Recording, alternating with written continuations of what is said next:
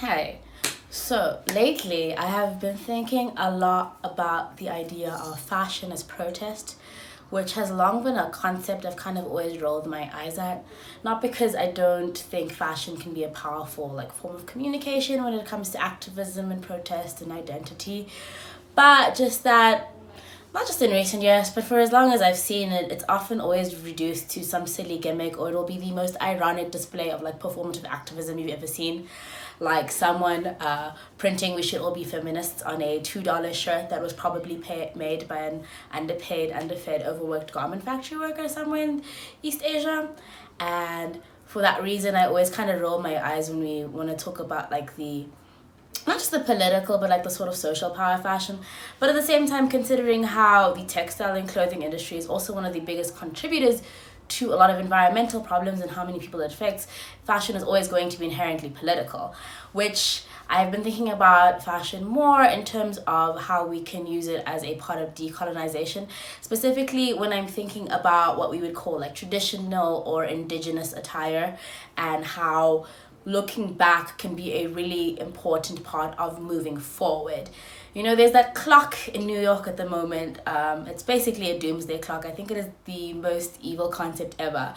But it's basically ticking down the days, months, years even, until the Earth's temperature rises by I think a degree Celsius, and that's basically when the rapture will happen for us. And it made me think about how I feel like we're always talking about sustainability, but weird. It's always scare tactics, and it's always doom and gloom, when really I feel like there are solutions around us that we're not considering because we've grown to be so biased against certain sources of information, or we don't value certain people's ideas or ways of being. So to bring this back to something I saw last year, which was at the Twig Sustainability Awards. It was a really great film by Rewoven that obviously I will link below and that you should definitely watch. But I really love this film because they spoke to different people from different indigenous people of color communities, around the world. Particularly, they spoke to a Khoi Bushman, which I really liked. I will insert a bit of that here. But in short, definitely watch the whole video. But in short, there's two really great takeaways from this video. Is that one, the idea that most marginalized people, most lower income people, most indigenous communities have always been sustainable and ethical in their treatment of the environment and the way they produce and consume, not just food and nature, but clothing and art and craft. And that actually the answers to slow fashion, the answers to ethical fashion, the answers to preserving culture and history are already here. We've just been a long time ignoring them or being ignored. And then on top of that, the other reason is that it's really important we also turn to ourselves and these people, because as much as most of us in the global south or anyone of low income isn't contributing to our waste and pollution and climate crisis the most, because if you always think about for the fact that the less you have, the more you will take care of it, which is something I have spoken about before. But that unfortunately, because of the way the world is set up, the people who are going to suffer the greatest harm and the greatest repercussions of a problem they didn't even cause will be all of us here. I think back to a couple of weeks ago, and there was an article about a bunch of rivers, I think in sub-Saharan Africa, getting filled with bleach and dangerous chemicals that make the water undrinkable and unusable. But it's all offshoots from clothing factories that are multinationals or owned by international companies because of how cheap the labor is in those countries. And again, these people aren't benefiting from this in any way, but now they're going to suffer the most from that. And so I think when we're going to talk about sustainability and we want to talk about environmentalism and we want to talk about being eco-feminists and making our fashion green and using fashion to make a valuable contribution to the earth, or making it as part of our activism, then it's really important that when we talk about decolonization, we're not just talking about dealing with this post-colonial context, but I think that there's a lot of stuff we're not speaking about enough that exists in sort of a pre-colonial context. I had said last week in my Met Gala video, that wasn't last week, but yeah, I said before, I do feel in terms of African fashion, is this big renaissance going on right now. It's a great time for African designers and African craft, and people are reclaiming narratives, and they're pushing their heritage and their culture and their skills and their craft work. But I feel like there's still this constant overarching conversation of trying to modernize the traditional, but I just feel too often modernize means westernize.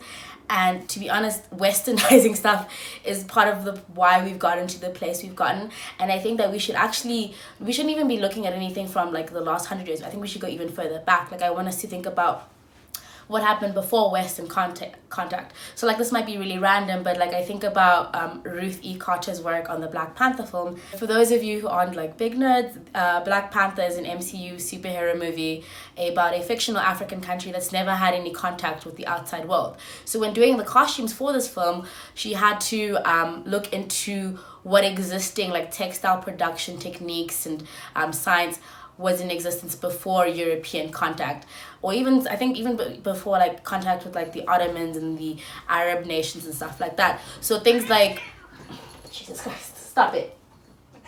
So things like bark cloth, which is a non-woven textile that's been in existence for like almost millennia probably now, and it's actually made from the bark of mulberry, fig, and breadfruit trees.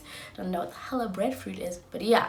And that's something that has lasted to this day, like the stuff that's been preserved. There's a great culture of it in some countries like Uganda, and even it has found you can even find it in Hawaii, and I think parts of Southeast Asia. I don't remember, I'll put the link somewhere here.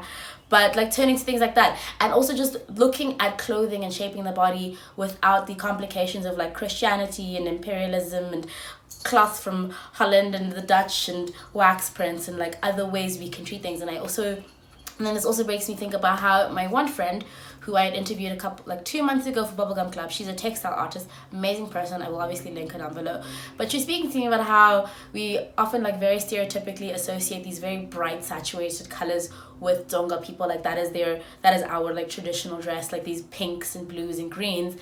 But if you think about where everyone is from, like northeastern South Africa, that's so many cardinal points, but that area, everything along the Limpopo River, and this is obviously, we're talking about a time before synthetic dye, the kind of plants you would need to produce the pigments, especially something like a green, would not have been native to that land at the time.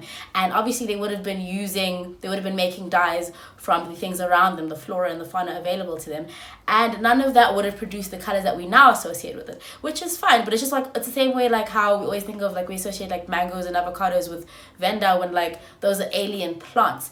And it's like, imagine if we don't even know what like colors, or we don't even have a great understanding of the colors that were maybe being in use hundreds and hundreds of years ago. Imagine what other ingenuity and science and like methods and practices we're missing out on. Like there's so much technology that's kind of been lost over time or been taken away from us.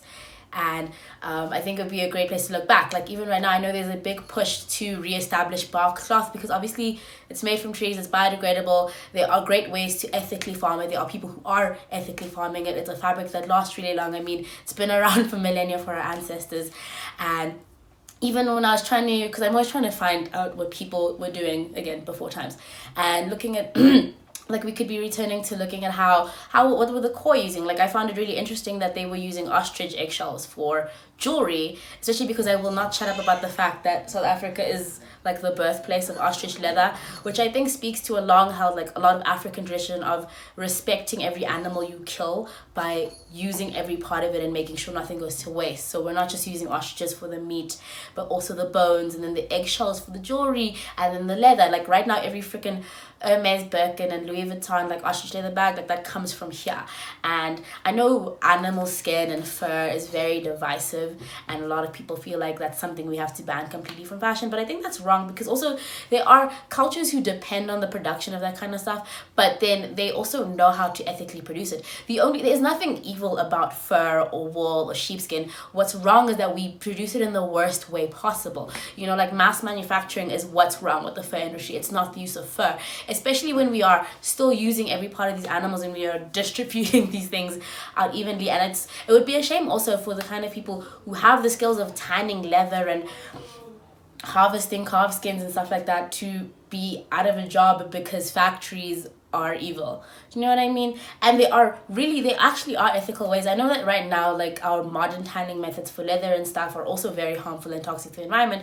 But if we returned to the ways of yore, we could do it ethically. The issue is that it's expensive and it takes time, but that's not really the issue, because that's how clothing and craft should work. Yeah, I just think there's a lot of interesting stuff that we're maybe not looking back to, and not just in terms of like methods and production, but I think there's also just so much about the way our ancestors were fashioning their bodies that we could be turning to and thinking about. Obviously, we can't dress the exact same way they did because we live very completely different lives.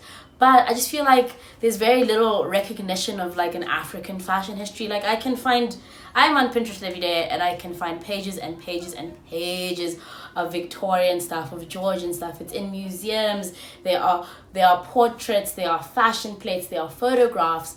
And for the past year, I have been in the biggest rabbit hole looking for any kind of pictorial evidence, especially of what South African and even furthermore like Tsonga and Bedi people were wearing, especially before colonization, but honestly anything before like the 20th century I'm always looking for, and I've not been able to find a lot of stuff. Like of the few things I've been able to find, one is this beautiful portrait series of the African Choir, which was a South African choir during the late 1890s, I think until 1902 or 1903, that went on to go perform for the world, particularly Europe and North America, selling out venues, by the way, also producing some iconic Black South African figures, and really honestly trailblazing paths. And I mean, looking at what they're wearing here, and also considering that this is a couple of years into the colonization of South Africa, this is already following the height of the scramble for Africa especially, and it's really amazing to still see these people. I mean, I don't consider these photos very fetishized, but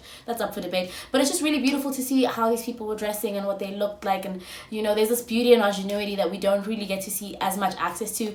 And I think also part of why we're having this African Renaissance only now is because like for so long we've been denied the ability to celebrate this, to look towards this. We've spent so much time trying to modernize things and seem like we're also up with the Western world, when like I think this is so much more high fashion to me than anything else. Another really great photo series I like is from the JZS Ndimande Gallery, and then what I especially love about this photo series is because this is from the 1960s to the 1980s, so it's also during the height of apartheid, and I'm in awe of how these people have like managed to keep their culture. And it's not just something like I know Shweshwe has come a long way in becoming a South African thing, but it's not inherently South African, and that's not bad, because the cool thing about Shweshwe is that when it was originally made, it used indigo dye, and most of us will know indigo dye as being an Indian product, but it actually has a very long, complex history in South Africa, and that's one of the cases where even in the false self, the true self still exists.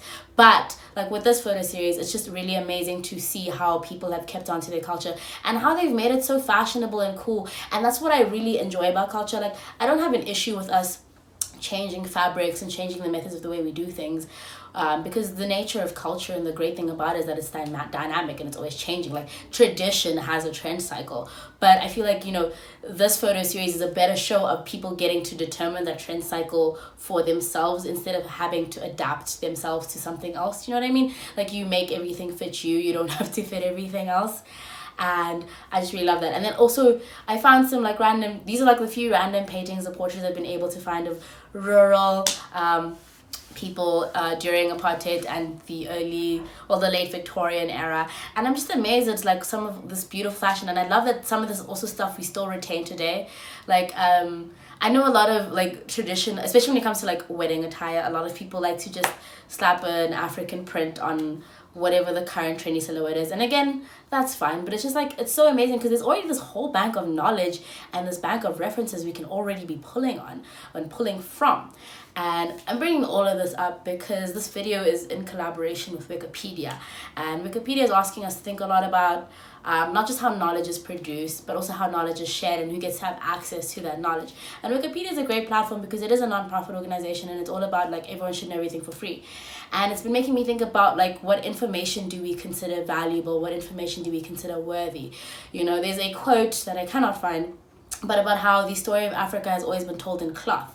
And perhaps that's one of the reasons why people have always, or at least like sort of the white supremacist gaze, is always regarded as a dark continent without a history, without a record. It's because we don't record things in the way they do, you know. We have oral traditions, we have textile and tapestry traditions, you know. Everything doesn't always have to be a written word. And again, also, even if the way we are recording things is the same as them, it also matters and under, like, you know, a racist case, who is speaking and who's going to listen. So I've been thinking now that when we want to talk about sustainability and stuff, we need to talk about also like what information is available to us, and also what do we consider as like information that is good to share and to learn about and to pass on, and what information should we maybe abandon, or how should we also approach the information. So I would also like to hear from you today, you know, like what are you looking at as like your sort of your ancestral or your historical, your cultural banks of like data and ingenuity. Like, you know, I'm thinking about how like my one friend who told me about the dyes and stuff, she'd learned so much